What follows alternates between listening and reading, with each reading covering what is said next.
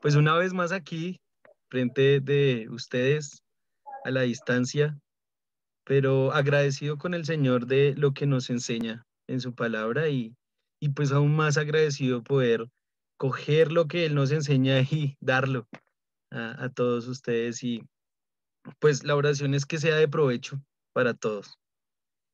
Em, en prédicas anteriores vimos eh, pues el llamado de Moisés, el llamado de Dios a Moisés, pues aplicado a nuestras vidas.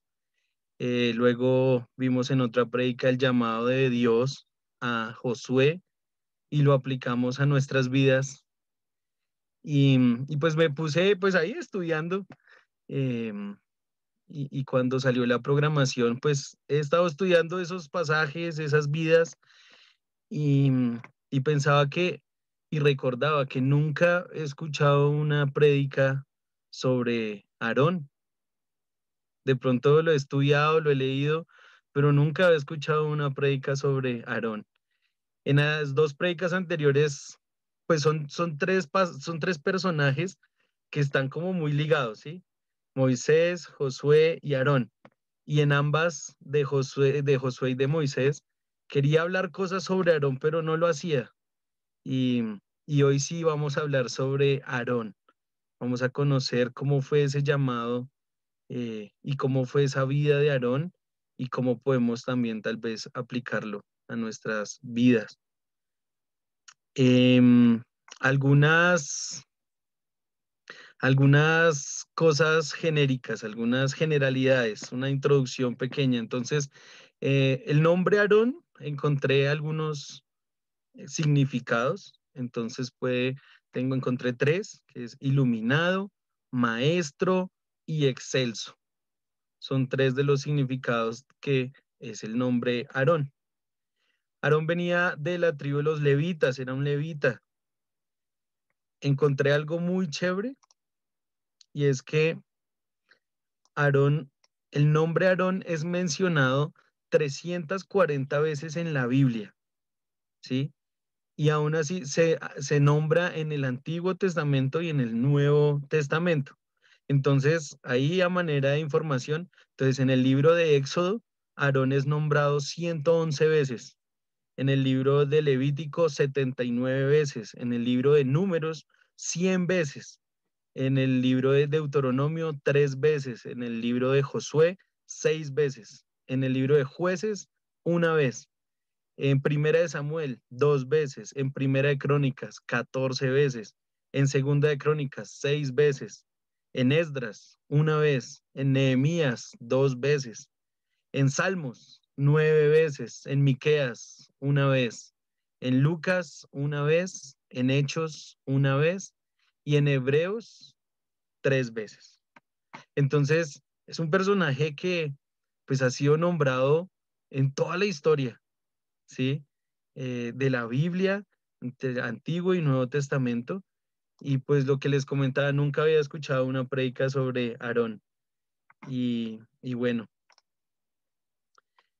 dice que Aarón nació siendo un esclavo, nació en Egipto, mientras el pueblo de Israel estaba allí cautivo. Sus papás eran Amram y Jocabed. Entonces su hermana mayor fue la que cuidó a Moisés cuando estaba ya en el río Nilo, cuando lo cogió la princesa egipcia. Am, Aarón era 3 años mayor que Moisés, ¿sí? Dice la palabra que Aarón era un hombre de buen hablar, era un hombre elocuente. Y lo interesante del tema es que Moisés sabía de su destreza al hablar, porque Moisés es quien le pide a Dios que déjame ir y déjame que me ayude Aarón, que él sí habla bien, que yo no hablo bien, y él sí. No, pues no nos dice nada la palabra en estos años, pero pues Moisés sabía de su destreza al hablar de Aarón. Nos dice que se reencontraron cuando ya tenían 80 años Moisés y 83 años Aarón. Entonces, acordémonos que tenía 3 años de diferencia. Pues la vida de Moisés, él vivía en Egipto, salió de Egipto, vivió por fuera y fue cuando fue llamado por el Señor a su ministerio, ¿verdad? Pero en todo este tiempo Aarón, perdón, vivía allá en Egipto. Entonces era una persona que estaba ya cautivo también en Egipto, sabía de sus costumbres y lo podemos inferir, y es que si era un hombre que hablaba bien, que sabía hablar, que pues tenía que haber tenido algún trabajo o algo de renombre también allí en el pueblo en Egipto. Aarón era un hombre casado, entonces dice la palabra que su esposa se llamaba Elizabeth. También nos dice que tuvo cuatro hijos: Nadab, Abiú, Eleazar y Tamar. Tenía cuatro hijos y tuvieron un buen trato también y un buen trabajo como su padre. Marón, pues al principio lo vemos acompañando a Moisés en la tarea de sacar a Israel de Egipto. Entonces, pues realmente en este momento no es un llamado de Dios, sino que Moisés como que le dice a Dios, deja que Aarón vaya conmigo, pero realmente no era como un llamado de Dios en este momento, ¿sí? Fue más como un llamado de ayuda y de no puedo de Moisés. Y, y bueno, Dios permitió que Aarón fuera ayuda de Moisés en su tarea de sacar al pueblo de Egipto. Su función inicial era de profeta, entonces buscaba que era un profeta. Entonces dice que es que un profeta es una persona que viene de parte de Dios para hablarle al hombre de cosas de parte de Dios. Entonces, una persona que le entrega un mensaje al hombre y que demuestra el mensaje de Dios para el hombre. Entonces, si conocemos algo de la historia de Aarón, hacía esta función de profeta, mostraba algo, entregaba al pueblo algo que venía de parte de Dios, le entregaba un mensaje a el faraón para que dejara sacar a el pueblo de allí. Algo chévere y puede que no tan chévere. am, Aarón, bueno, un elemento que siempre encontramos en la palabra de Aarón es su vara, ¿no? La vara de Aarón. Y pues estudié un poco sobre la vara de Aarón y dice que con esta vara Aarón realizó varias acciones, ¿sí? Entonces, por ejemplo, encontré que esa vara fue usada para convertirse en culebra. Recordamos esta historia frente al faraón y a sus, no sé cómo se llama, divinos, sus personas egipcias, que también convirtieron sus varas en serpientes, pero que esta serpiente se devoró a todas estas otras. Entonces, su vara, la vara de Aarón, fue usada para esto. Esta vara fue usada para convertir el agua en sangre. Fue otra de las plagas que Dios tenía para Egipto. Entonces le dijo Dios a Moisés que le dijera a Aarón que pasara, que tocara con su vara el agua y se convirtió en sangre. Luego le dice que cogiera su vara y pasara por encima de todas las fuentes hídricas, ríos, estanques, para que se volvieran o salieran de esta agua ranas, que fue otra de las plagas de Egipto. Esta vara fue usada para golpear el polvo de la tierra para que se volvieran piojos. Interesante de esta vara es que pues no tenía una nutrición de la tierra, no tenía nada de donde una vara, o sea, un pedazo de árbol pudiese sobrevivir, pero dice la palabra que floreció, que dio hojas, que dio fruto. ¿Alguien recuerda si quiere poner ahí en el chat? ¿Qué fruto? Si alguien se acuerda, ¿qué fruto dio la vara de Aarón? Ahí lo vamos a leer ahorita el que escriba ahí en el chat. Pero interesante, ¿no? Una vara que no tenía nutrición de la tierra, dio hojas, dio fruto. Esta vara sabemos que fue guardada en el arca del pacto, el arca, donde estaban las tablas de la ley, los 10 mandamientos, donde estaba el maná, Habían otras cosas ahí guardadas para el arca y para el pueblo. Ahí también estaba guardada la vara de Aarón. En esta no usaron la vara, en esta plaga, pero Moisés y Aarón tomaron las cenizas de un horno y decía que las aventaran hacia arriba, las tiraran hacia arriba y produjo úlceras en todas las personas y en todos los animales. Fue otra de las plagas de Egipto. Entonces imagínate a este hombre ayudando a Moisés y haciendo pues su función y haciendo todas estas cosas increíbles. O sea, ¿cómo veía él el poder de Dios? ¿Sí? Creo que es evidente que no era él el que hacía estas cosas, sino que Dios trabajaba por medio de él para demostrar cosas a los egipcios.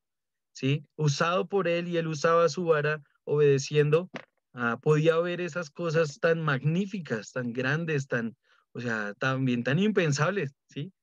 Y que solo Dios podía hacer.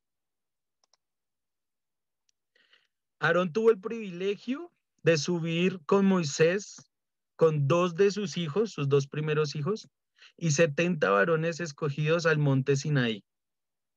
Qué privilegio tan chévere, o sea, era una persona de renombre, era una persona, o sea, no era simplemente el vocero ahí de Moisés, sino no era un simple trabajo, era una persona reconocida, una persona que hacía cosas interesantes, que obedecía cosas importantes y pues que estaba ahí al ladito de Moisés para que le ayudase a hablar. Su principal tarea era hablar lo que Dios quería que Moisés no podía o no sabía que podía hablar al pueblo de Egipto, pero después una vez salieron del pueblo de Egipto, pues era una persona importante y siguió ejerciendo cosas importantes dentro del pueblo, ¿sí? Moisés pidió que Aarón fuera porque él no era bueno hablando, pero ya siendo fuera o estando fuera de Egipto, pues su tarea había culminado, por decirlo así. Pero pues Dios permitió y Moisés también permitió y el pueblo también permitió que él siguiera estando ahí en un sitio importante, una persona importante en el pueblo de Israel. Tuvo el privilegio de ver a Dios y no morir, dice la palabra. Una vez fueron rescatados y sacados de Egipto y haber pasado el mar y estando ya ahí en proceso de ir hacia la tierra prometida, ah, hay un pasaje que dice que al mes, un mes de haber salido, tuvo que empezar a aguantar al pueblo quejándose, ¿sí? Y, y junto con Moisés, pues fue cuando Dios dio el maná, dio las codornices, pero era un hombre elocuente, era un hombre bueno para hablar, era un bueno haciendo su trabajo y tuvo que también estar ahí entre el pueblo y entre Moisés, aceptando las órdenes de Dios por Moisés hacia él para obedecerlas y darlas, ¿sí? Pero era una persona buena para hablar con las multitudes, para hablar con el enemigo, para hablar con la gente. Entonces, un buen charlatán, en el buen sentido de la palabra. Fue una excelente pieza, una excelente persona que ayudó a Moisés en la primer batalla que tuvieron una vez rescatados de Egipto contra los amalecitas. No sé si recuerdan también esa historia. Cuando estaba peleando Josué contra los amalecitas, o sea, él estaba ya en la batalla, Josué, pero Moisés estaba arriba en una montaña y debía tener sus brazos ah, arriba, estirados, y Moisés se cansaba, y junto con Ur sentaron a Moisés en una piedra y ellos dos sostenían las manos de Moisés para que no las bajara. Acordémonos que cuando él bajaba sus brazos, el pueblo empezaba a perder, ¿sí? Empezaba a perder la batalla y tuvieron que ayudarlo, sostenerle sus brazos. No sé cuánto tiempo habrán tenido que estar sujetando sus brazos para que el pueblo de Israel ganara. Pero esa fue su primer batalla, su primer tarea en una batalla, sostener a Moisés, ayudar a Moisés sosteniendo sus brazos. Aquí hay un primer punto en, en odontología. hemos aprendido que la odontología no se hace solo, ¿sí? Se hace en conjunto, en grupo. Está los especialistas, ¿cierto? Entonces hay un especialista en ortodoncia, hay un especialista en periodoncia, hay un especialista en cirugía, está el odontólogo general, está el semiólogo, hay muchos especialistas y la odontología no se hace con una sola persona, se hace en grupo, ¿sí? Lo interesante es ver eso en la vida cristiana. Y en la vida cristiana no podemos vivir una vida cristiana solos, contra el mundo solos y a predicar solos. No, Dios nos ha mandado a tener ayuda, a hacer ayuda de otras personas, a que otros nos ayuden cumpliendo la función que nos ha mandado a hacer. Y por eso, no sé cuánto tiempo habrá durado teniéndole los brazos a un cansado Moisés para que ganaran la batalla, pero ahí estaba, junto con Ur, sosteniendo. Tal vez ellos también ya cansados de sostener a una persona sus brazos arriba. Eso cansa, ¿cierto? Pero ahí estaba. Y el primer punto es ese, somos ayuda, estamos dispuestos a ayudar en la batalla para el Señor. Nos están ayudando, entonces nos dejamos ayudar. Mira que ellos no dejaron a Moisés parado con los brazos, no, venga, le buscaron dónde sentarse y venga, siga teniendo los brazos arriba. Y venga, lo tengo y lo sostengo y no los baja porque perdemos. Entonces, he ahí el primer punto. ¿Quién nos ayuda? ¿De quién nos dejamos ayudar? ¿Quién nos quiere ayudar a vivir una vida cristiana? Tenemos nuestras esposas, las mujeres sus esposos, los hijos a sus padres. Qué importante es enseñarle a nuestros hijos y ver que ellos tal vez nos ayudan a permanecer fieles por el hecho de que vienen detrás de nosotros, ¿verdad? Enseñarles que yo también los ayudo a que vivan una vida excelente para Dios. Entonces ahí nomás no salimos de casa, ¿cierto? El esposo ayuda a su esposa, la esposa ayuda a su esposo, los papás ayudan a sus hijos ayudan a sus padres, a que todos puedan vivir y hacer un servicio para el Señor bien, con un fin, agradar al Señor. Sin salir de casa hay una gran ayuda, puedo recibir gran ayuda y puedo ser gran ayuda para otros. Ahora sí salgamos de casa. En el trabajo creo que no trabajamos solos, ¿cierto? Siempre hay gente, hay departamentos, hay puestos, hay jefes, hay subordinados, pero hay una ayuda, tiene que haber un trabajo en conjunto para cumplir lo que Dios nos ha dado. Hay gente que se resiste a ser ayudada, ¿verdad? Y por lo general puede ser muy capaz, pero va a resultar necesitando de alguien para ayudarse en su trabajo. ¿Recuerdan hace un tiempo ese barco que estaba trancado ahí por allá, que trancó todo el transporte marítimo y que quedó trancado ahí, no sé dónde es, pero recuerdan hace poquito, hace como unas semanas? Y una foto de una retroexcavadora que es grande, pero al compararla con ese barco, era la indicada para cavar un poco de arena y destrabar ese barco y que pudiera salir.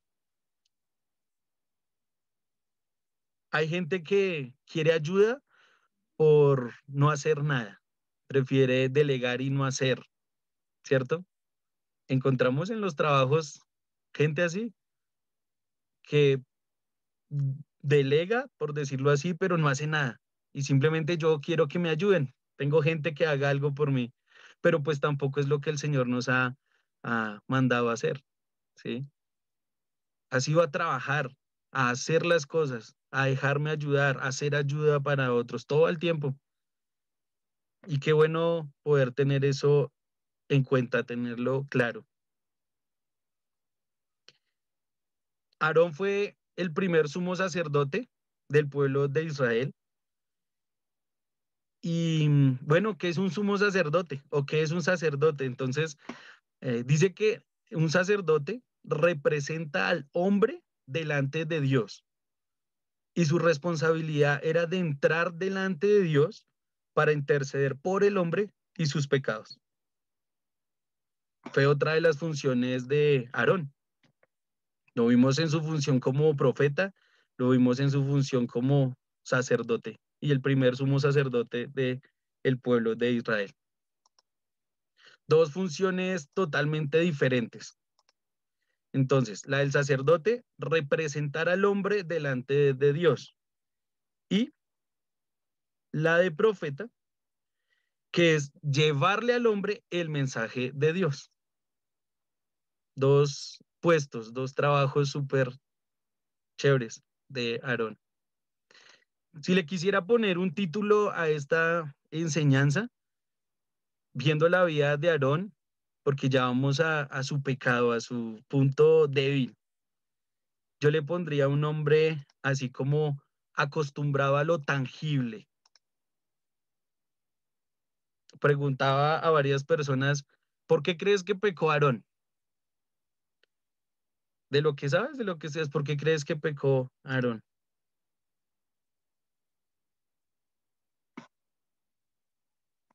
Bueno, espera, estaba mirando acá los chats y dice, Juanita, de pronto un olivo o una uva. La familia Gutiérrez de la vara de Aarón, un olivo. Y Carolina y Sofía, y aquí la vara de Aarón de la casa de Leví, habiendo reverdecido y echando flores y arrojado renuevo, produjo almendras. Números 17:8. Mira lo que produjo esta vara: almendras, flores y hojas. Qué chévere, ¿no? Y está ahí guardada, fue guardada ahí en el arca. Y entonces preguntaba, ¿por qué crees que pecó Aarón?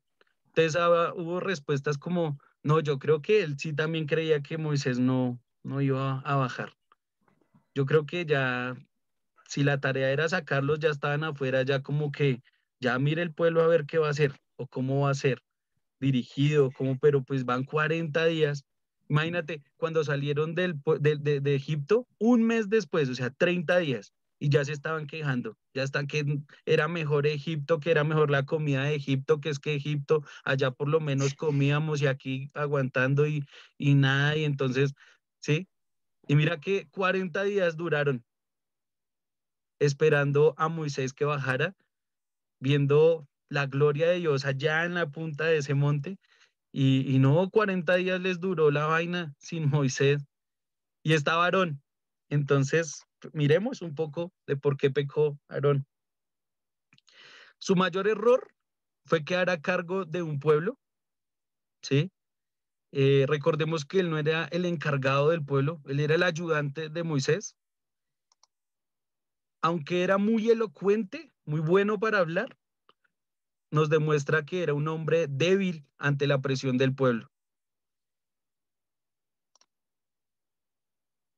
Mira que dice que su error le condujo a pecar y a hacer pecar al pueblo contra Dios.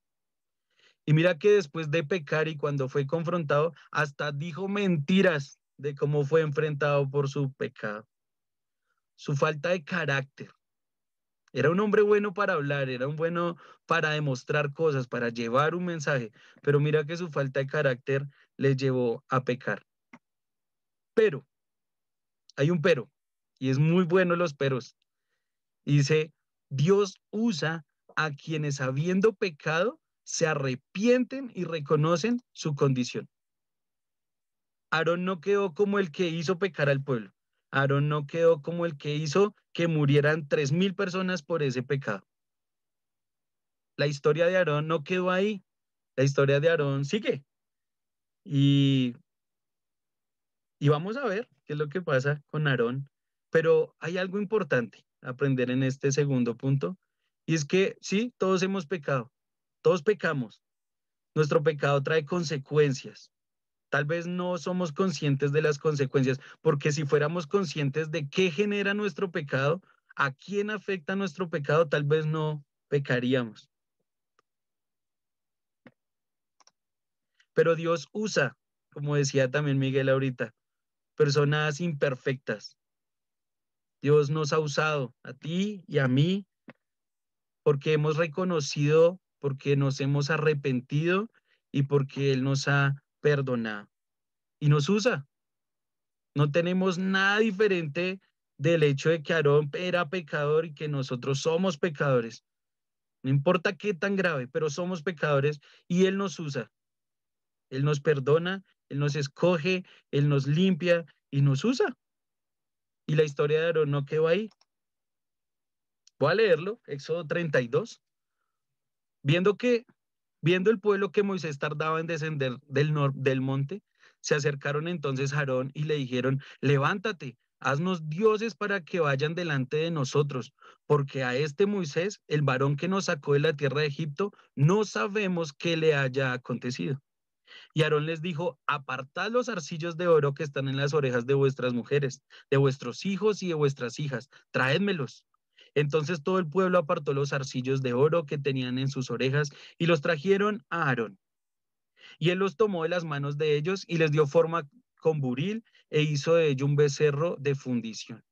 Entonces dijeron, Israel, estos son tus dioses que te sacaron de la tierra de Egipto. Y viendo esto, Aarón edificó un altar delante del becerro y pregonó a Aarón y dijo, mañana será fiesta para Jehová. Dice el versículo 6, y al día siguiente madrugaron y ofrecieron holocaustos y presentaron ofrendas de paz y se sentó el pueblo a comer y a beber y se levantó a regocijarse. Saltamos un poco al versículo 19, dice, y aconteció que cuando él llegó al campamento, o sea, Moisés, que ya había sido, uh, Dios le había dicho lo que estaba pasando en el pueblo. Y aconteció cuando él llegó al campamento y vio el becerro y las danzas, ardió la ira de Moisés y arrojó las tablas de sus manos y las quebró al pie del monte. Y tomó el becerro que habían hecho y lo quemó en el fuego y lo molió hasta reducirlo a polvo, que esparció sobre las aguas y lo dio a beber a los hijos de Israel. Y dijo Moisés a Aarón, ¿qué te ha hecho este pueblo? ¿Por qué has traído sobre él tan gran pecado? Y respondió Aarón, no se enoje, mi señor. Tú conoces al pueblo que es inclinado al mal, porque me dijeron, haznos dioses que vayan delante de nosotros, porque a este Moisés, el varón que nos sacó de la tierra de Egipto, no sabemos qué le haya acontecido. Y yo les respondí, ¿quién tiene oro? Apartadlo. Y me lo trajeron y lo eché en el fuego y salió este becerro.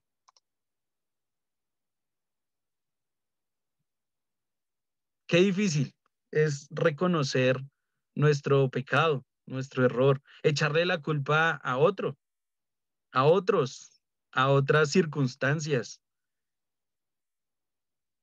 En los pasajes, en los versículos anteriores, que él lo hizo, él lo bruñó, él lo formó, ese becerro. Y cuando fue llamado a cuentas, no, yo no sé, yo eché el oro y salió un becerro. Por eso esta parte se llama acostumbrado a lo tangible. Y si miramos la vida de Aarón hasta este momento, pues era un hombre que había estado acostumbrado a hacer cosas magníficas, pero siempre con algo tangible, siempre con algo visible, siempre con algo al que coger, al que mostrar, al que dar, ¿sí? Y recordamos lo que hacía con su vara, con las plagas, eh, tantas cosas que vimos y estaba un hombre acostumbrado a hacer algo, con algo. Tal vez su visión o su fe estaba era en ese algo. Y si con la vara pude hacer esto, y si con la vara puedo hacer otro, y tal vez esté la duda, ¿qué tal si Moisés no venga? Y pues mira lo que Dios ha hecho por medio de mí con una vara, lo que ha hecho por medio de mí con unas cenizas, lo que ha hecho con el pueblo de Egipto, pero siempre hay algo que hacer para poder mostrar y era la forma en la que él estaba ejerciendo, en la que él estaba viviendo detrás de algo tangible. Y pues bueno, un hombre con poca fe, un hombre con poco criterio, que se deja llevar por el pueblo, sí, era un pueblo inclinado al mal, pues llevaba cautivo allá cuánto tiempo y estaban arraigados a las costumbres de los egipcios hace cuánto tiempo. Estudiaba dice ahí que le quitaran los anillos y los aretes y esto a las mujeres y a sus hijos. Y pues dentro de las costumbres egipcias estaba tener eso, o sea, estaban ya metidos también mucho y tal vez adorando cosas allá con los egipcios y como los egipcios. Y entonces pues creo yo que Aarón dijo, venga, pues si Moisés no viene, tal vez estos me tengan la razón y si entonces yo soy ahí como el segundo, y entonces ¿qué hago? No creo un becerro para adorar a otra cosa, a otra persona, a otro, no, creó un becerro y dijo que al día siguiente adorara a Dios, es el día del Señor, pero qué tan equivocado estaba por vivir la forma en la que estaba viviendo, por servir en la forma que estaba sirviendo. Y entonces tal vez pensamos como, hoy me fue mal, y entonces tal vez es porque, se me olvidó hacer el devocional. Como hoy no hice el devocional, entonces por eso me fue mal hoy. Por eso perdí el bus, por eso llegué tarde, porque me regañaron porque hoy no hice el devocional, porque esta semana no he estudiado, porque no, es que no has orado. No, es que tú no has ofrendado, tú no diezmas, entonces ¿cómo quieres que Dios te bendiga y te vaya bien? Te está yendo mal es porque no ofrendas. ¿Tienes problema en tu matrimonio? ¿Cuánto estás ofrendando? ¿Tienes problemas en tu trabajo? Pero es que ofrenda poquito y además ni estudia la Biblia, ni hace devocional. Pero entonces hoy me va re bien. Claro, fue porque, mire, ofrendé. Claro, fue porque, mire, hice mi devocional. Después de tanto tiempo de no hacer un devocional, lo hice y mire cómo me fue. Me felicitaron en el trabajo. Antes llegué temprano y tal vez sin querer nos volvemos así, cositeros, acostumbrados a lo tangible. Y es que la relación con el Señor y vivir una vida para el Señor no puede ser algo tangible, tiene que ser vivible. No es por tener una Biblia debajo del brazo, no es por tener la Biblia abierta en la sala de la casa en el Salmo 23, no es por poner foticos, ¿sí? Pero a veces nos acostumbramos a esto, a lo tangible, y buscamos que nuestra vida vaya bien por cosas tangibles. Y la vida con el Señor no es tangible así, de esa forma. Él usa cosas, usó la vara para muchas cosas de Aarón, usó muchas cosas para ver, ¿sí? Pero pues no es lo tangible, no es lo material, no es lo que podemos coger, no es lo que podemos ver, es algo personal. Y si Dios usa cosas tangibles, chévere, pero no es lo tangible, es el Señor, es Dios quien hace eso para nosotros.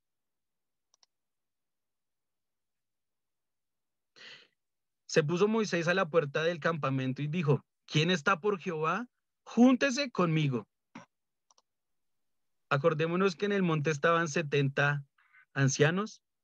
Tal vez haya gente que no haya estado de acuerdo en que Aarón hiciera esto. No lo dice, pero lo inferimos tal vez, ¿sí? Porque Moisés que estando allá arriba abajo, ¿y quién está con Jehová? ¿Quién está? Ni siquiera dijo, ¿quién está conmigo? En los versículos que no leí, cuando Dios le avisa a Moisés qué es lo que está pasando en el pueblo y les dice que los va a destruir, Dios le dice, mira a tu pueblo. Dios le dice a Moisés, mira a tu pueblo. Y la respuesta de Moisés, ve, no es mi pueblo, es tu pueblo. Y tú lo sacaste. Y tú nos prometiste cosas. Y si no es contigo, no voy, no quiero. Sácame del libro, le dice. No soy yo, dice Moisés. Es tu pueblo, eres tú el que hace, eres tú el que gobierna, eres tú el que nos da. No es mi pueblo, dice Moisés.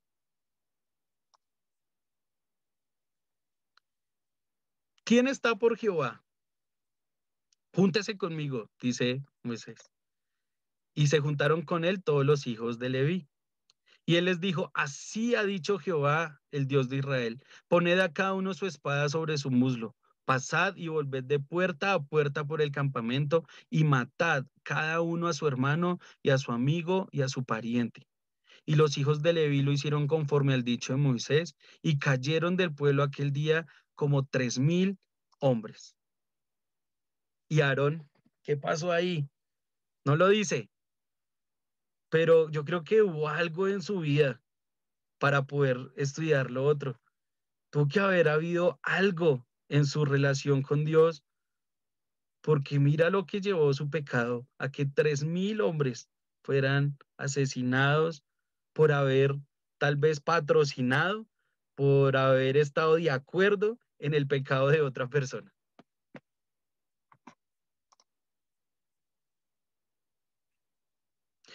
Versículo 29. Entonces Moisés dijo, hoy os habéis consagrado a Jehová, pues cada uno se ha consagrado en su hijo y en su hermano, para que él dé bendición hoy sobre vosotros. Nos hemos consagrado al Señor, hemos consagrado nuestras vidas a decir, no estoy de acuerdo con el pecado, no quiero pecar más, ayúdame a no pecar.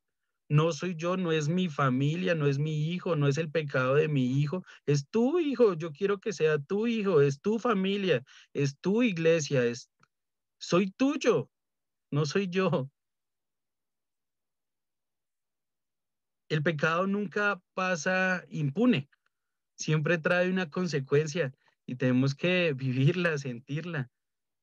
El pecado puede llegar a ser muy amargo, muy triste, muy doloroso, pero de ahí saca personas el Señor para ponerlos a servir en su iglesia. Esta última parte es la consagración de Aarón. La vida de Aarón no se quedó ahí en su pecado y hasta pudieron haber dicho, mátenlo ahí también con ellos porque con esos 3.000, porque él fue el que la idea y por él fue el que hizo el becerro, pero pues no murió ahí. Y en Levítico 8 vamos a encontrar la consagración de Aarón, de su familia, y vamos a poder encontrar cómo trabajó Dios con él, cómo lo sacó de allá tan bajo para ponerlo también en un muy buen lugar en el pueblo. Primer punto es que la consagración a Dios debe ser pública. La consagración a Dios es porque Dios pone en nuestros corazones el consagrarnos, pero es pública. Entonces Moisés mandó llamar a todo el pueblo a que vinieran a ver lo que iba a pasar con Aarón, con sus hijos. Y el versículo 1 y 2 del capítulo 8 de Levítico dice, habló Jehová a Moisés diciendo, toma a Aarón y a sus hijos con él y las vestiduras, el aceite de la unción, el becerro de la expiación, los 2 carneros y el canastillo de los panes sin levadura, y reúne toda la congregación a la puerta del tabernáculo de reunión. Hizo pues Moisés como Jehová le mandó, y se reunió la congregación a la puerta del tabernáculo de reunión. ¿Te has consagrado al Señor públicamente entre tu familia, de la iglesia? Decir, yo quiero servir al Señor. Recordemos que es público, pero es ordenado por Dios, no porque nosotros querramos decir yo quiero, sino tiene que haber algo de adentro producido por Dios en nosotros para poder consagrarnos al Señor. Segundo, debo ya ser perdonado de mi pecado. No puedo consagrarme a Dios sin haber sido perdonado, tal vez sin haber sufrido la consecuencia de mi pecado, pero debo, si me quiero consagrar, debo ya estar perdonado por mi pecado. Y el tercer punto dice, debo ser limpiado para poderme presentar perdonado, limpio, puro y santo al servicio del Señor. Y dijo Moisés, el versículo 5 a la congregación, esto es lo que Jehová ha mandado a hacer. No, no dijo, esto es lo que yo hago y esto es lo que voy a querer hacer y esta es mi orden. No, esto es lo que Jehová ha mandado a hacer. Y el versículo 6 dice, entonces Moisés hizo acercarse a Aarón y a sus hijos y los lavó con agua. Dice primera de Juan 1:9.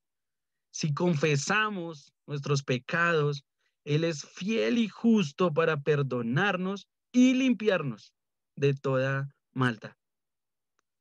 Si tú quieres servir al Señor, si tú quieres vivir una vida para el Señor, pues debe ser perdonado, debe ser limpiado. Luego de ser perdonado y limpiado, es el cuarto punto, dice, debe ser vestido. Y hace mucho tiempo hice una prédica sobre la armadura del Señor,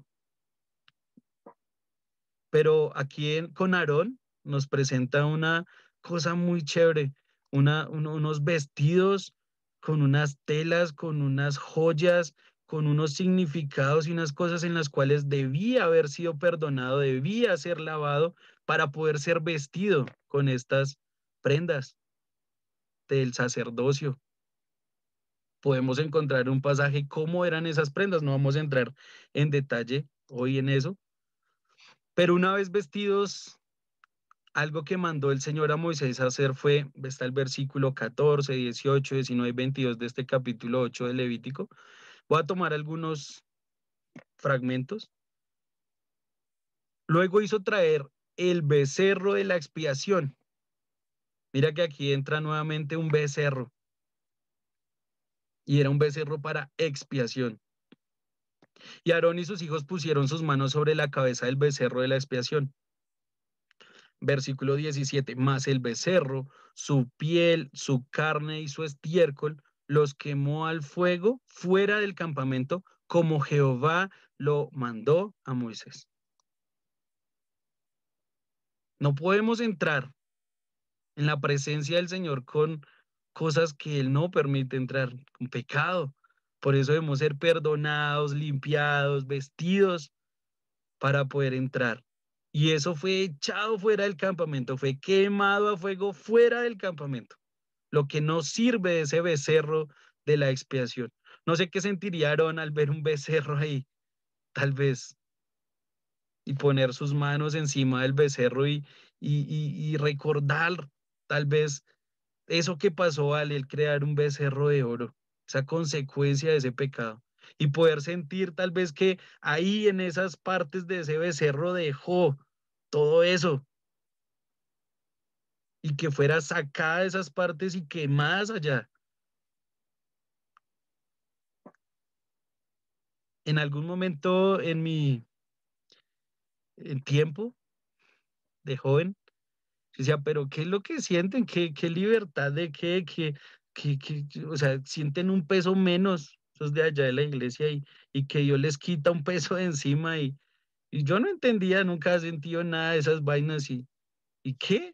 ¿Qué quieras si yo no he sentido eso? ¿Mm?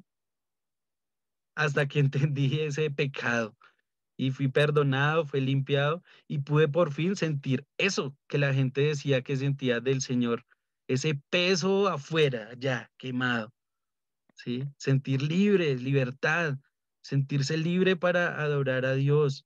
Eso es algo muy bueno. Luego el versículo 18 dice, después hizo Moisés que trajeran el carnero del holocausto. Y Aarón y sus hijos pusieron sus manos sobre la cabeza del carnero. Versículo 19, y lo degolló y roció Moisés la sangre sobre el altar alrededor.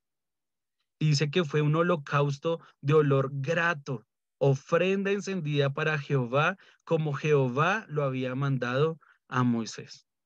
Ya no era un becerro, era un carnero. Y ahí en esos versículos está la forma en la que tuvo que preparar ese carnero y hacer todo ah, su quehacer para presentarse y presentarlos a ellos ante el Señor. Pero fue un holocausto de olor grato, una ofrenda encendida para Jehová. En el versículo 22 dice, después hizo que trajeran el carnero de las consagraciones. Entonces vemos el becerro de la expiación, el carnero del holocausto, el carnero de la consagración, y también pusieron sus manos sobre la cabeza del carnero. Y el versículo 28, después tomó aquellas cosas Moisés de las manos de ellos y las hizo arder en el altar sobre el holocausto. Eran las consagraciones en olor grato, ofrenda encendida a Jehová. Luego tomó Moisés, versículo 30, el aceite de la unción y de la sangre que estaba sobre el altar, y la roció sobre Aarón y sobre sus vestiduras, sobre sus hijos y sobre las vestiduras de sus hijos con él. Y santificó a Aarón y sus vestiduras y a sus hijos y las vestiduras de sus hijos con él. No es lo tangible, no es lo material, no es las vestiduras, porque eran unas finas vestiduras, unas finas ah, joyas también. No es eso. Y esas finas joyas y esas finas vestiduras, esas finas telas fueron rociadas con esa sangre para poder ser aceptados, para poder ser consagrados, para que pudieran ejercer su trabajo para entrar en el lugar santo, en el lugar santísimo, a expiación de los pecados del pueblo. Aarón no quedó allí como el que hizo pecar, como el pecador, como el del becerro. Mira el puesto tan chévere y tan grande que tenía, pero no es lo material lo que hace ser aceptos. No es la cantidad de oraciones, no es la cantidad de versículos que te sepas de memoria, no es la cantidad de ofrendas. Conocemos lugares donde de acuerdo a tus ofrendas, pues te es permitido hacer cosas, ¿sí? Y no es lo tangible, no debemos estar acostumbrados a lo tangible. En este capítulo 8, si no estoy mal, dice 12 veces Dios mandó a Moisés. Y las 12 veces Moisés obedeció a Dios. Y en el versículo 36 dicen, y Aarón y sus hijos hicieron todas las cosas que mandó Jehová por medio de Moisés. El consagrarse al Señor va a producir en nosotros una obediencia y una obediencia completa, inmediata y sin reproches. Eso aprendimos con los niños hace unos años, en curso de padres y todo esto. Una obediencia completa va a producir el consagrarnos al Señor. Debe ir acompañado, ¿sí? Y la obediencia es completa, inmediata y sin reproches. La pregunta es, ¿obedeces al Señor de esta forma? ¿Obedecemos al Señor de esta forma? ¿O hay cosas que no estamos acostumbrados a lo tangible? Sí, el Señor nos manda a tener una vida devocional, ¿sí? En devoción a Él, en querer pasar tiempo con Él, pero le estamos dando al devocional un aspecto de suerte, de si lo hago me va bien, o es porque mi vida, mi corazón anhela el pasar tiempo con Él y por eso hago un devocional. Ofrendo para que me vaya bien, ofrendo porque lo que ha hecho Dios en mi vida me da poder dar de corazón, dar con amor. Si es harto, dar harto, y si es harto, querer dar más. Por amor al Señor, no porque me vaya mejor a mí. A veces estamos acostumbrados a lo tangible.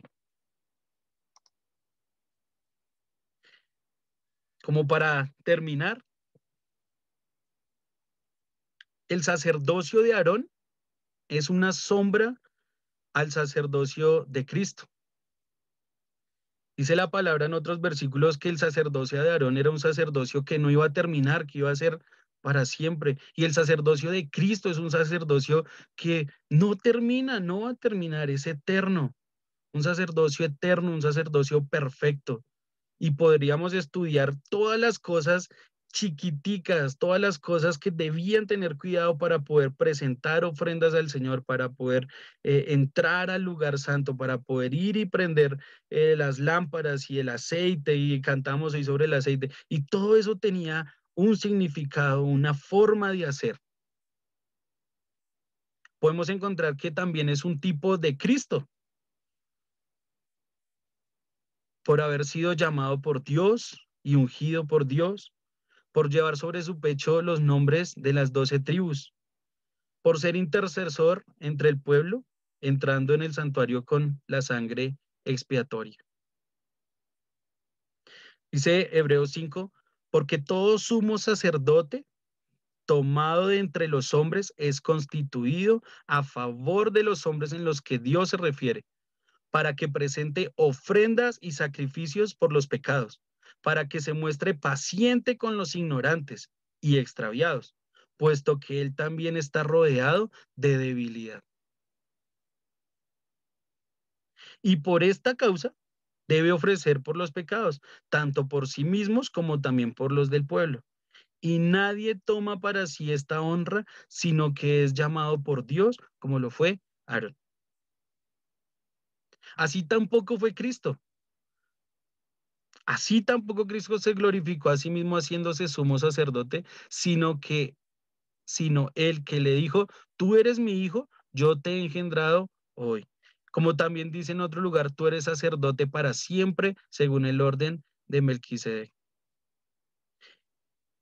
Y Cristo en los días de su carne, ofreciendo ruegos y súplicas con gran clamor y lágrimas al que le podía librar de la muerte, fue oído a causa de su temor reverente.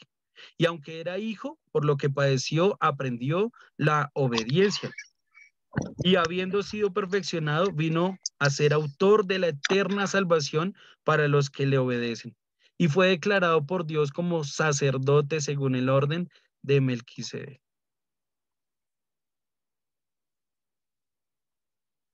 Dios quería hacer de Israel un pueblo, un reino de sacerdotes, una nación santa. Y es lo que quiere con nosotros. Es el puesto que nos ha dado al creer en Él. Tenemos un sumo sacerdote, que es Cristo, pero nos ha llamado a ser sacerdotes en nuestros hogares, en nuestras familias, en nuestra iglesia.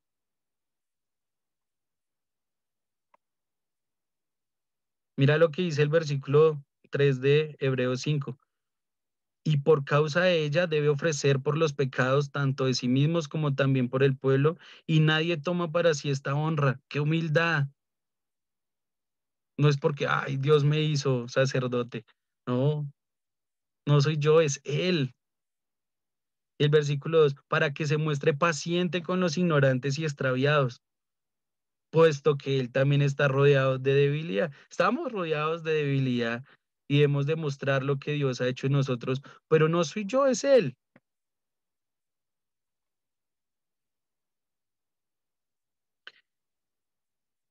Podemos ver a Cristo como sumo sacerdote porque se presenta delante de Dios como representante nuestro, porque intercede por nosotros ante el Padre. ¿Qué tal esto? Y podemos ver a Cristo como profeta, porque Él viene de Dios para hablarnos a nosotros lo que Dios quiere entregarnos.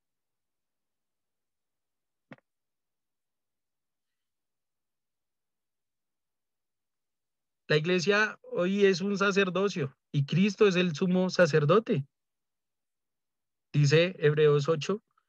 Ahora bien, el punto principal de lo que venimos diciendo es que tenemos al sumo sacerdote, el cual se sentó a la diestra del trono de la majestad de los cielos. Ministró del santuario y de aquel verdadero tabernáculo que levantó el Señor y no el hombre. Porque todo sumo sacerdote está constituido por presentar ofrendas y sacrificios, por lo cual es necesario que también éste tenga algo que ofrecer. Y Jesús ofreció todo, su vida, por nosotros.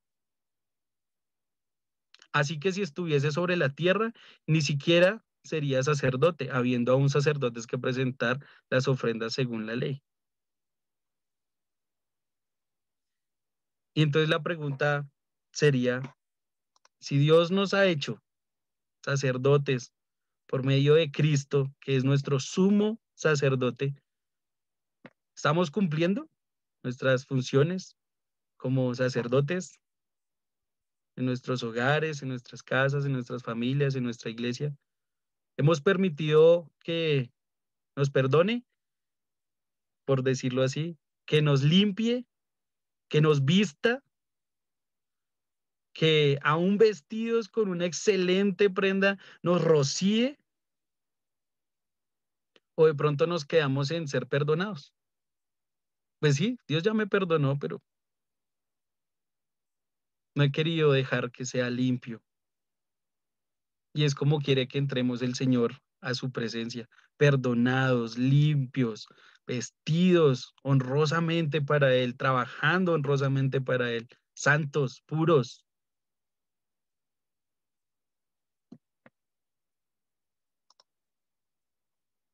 Primera de Pedro 2:9, para terminar, ahora sí. Mas vosotros sois linaje escogido, real sacerdocio, nación santa, pueblo adquirido por Dios, y ahí está el para qué, para que anunciéis las virtudes de aquel que os llamó de las tinieblas a su luz admirable. ¿Qué tal? Dios no quiere que nos quedemos ahí perdonados y ya. Quiere que nos dejemos limpiar, que nos dejemos vestir, que nos dejemos rociar, que podamos vivir una vida para Él, porque es lo que vale la pena hacer. No quiere que nos quedemos ahí como pecadores, porque para eso mandó al Señor Jesús, a rescatarnos de esa condición. Para eso mandó al Señor Jesús, para que nos represente ante Él. Para eso mandó al Señor Jesús, para que nos traiga su palabra. ¿Por qué no vivir para Él? ¿Por qué quedarnos o sin perdón o perdonados? ¿Por qué no querer más del Señor? Mucho tiempo viví queriendo lo justo y por muchos años a Dios le pedí lo justo. No quiero más, lo justo, lo necesario. O sea, si son 10,000, quiero 10,000. Si el recibo de la luz son 29,000, quiero 29,000. Y por mucho tiempo Dios me dio eso. ¿Quiere 29,000? Tome 29,000. Por años. ¿Por qué no pedirle más al Señor? ¿Por qué no vivir más para el Señor? ¿Por qué no ofrecerme mi vida más para el Señor? Y eso ha resultado en obediencia. Eso ha resultado en poder disfrutar cosas que tal vez con lo justo no podía disfrutar. Disfrutar viviendo para el Señor, oh, eso es muy bueno. Y más cosas son añadidas a eso, ¿sí? Pero así como le he pedido más cosas tangibles, pues nos ha dado el doble de cosas intangibles, de cosas que solo tú puedes experimentar al relacionarte con el Señor Jesús, al verlo como profeta, al verlo como sumo sacerdote y tener la seguridad que te ha presentado delante de Dios, que ha sido perdonado, que ha sido lavado, que ha sido ungido, que ha sido presentado para entrar allá y cumplir tu función, sacerdote aquí en la tierra, en medio de nosotros. Y disfrutar. Qué chévere disfrutar esa vida así para el Señor. No sabemos cuánto tiempo nos quede aquí. No sabemos si el COVID nos acabe en unas semanas. No sabemos si haya guerras. No sabemos si nos tire una bomba ahorita saliendo. Pero vivir una vida para el Señor vale más que cualquier otra satisfacción que pueda generar el pecado, que pueda generar el mundo, que pueda generar la carne.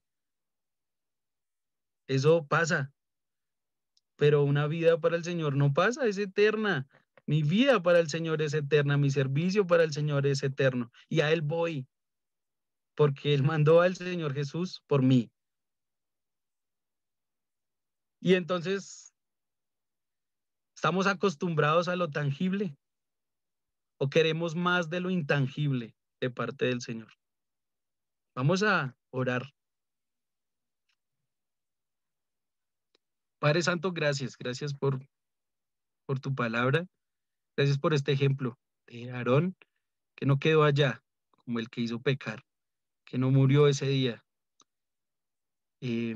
Gracias, Señor, porque nos has rescatado, nos has perdonado, nos has limpiado, nos has vestido, Señor, para poder servirte.